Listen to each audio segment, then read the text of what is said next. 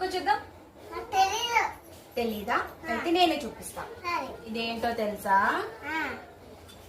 మామిడికాయ చికెన్ లో వేసి చేసిన మామిడికాయ చికెన్ కర్రీ.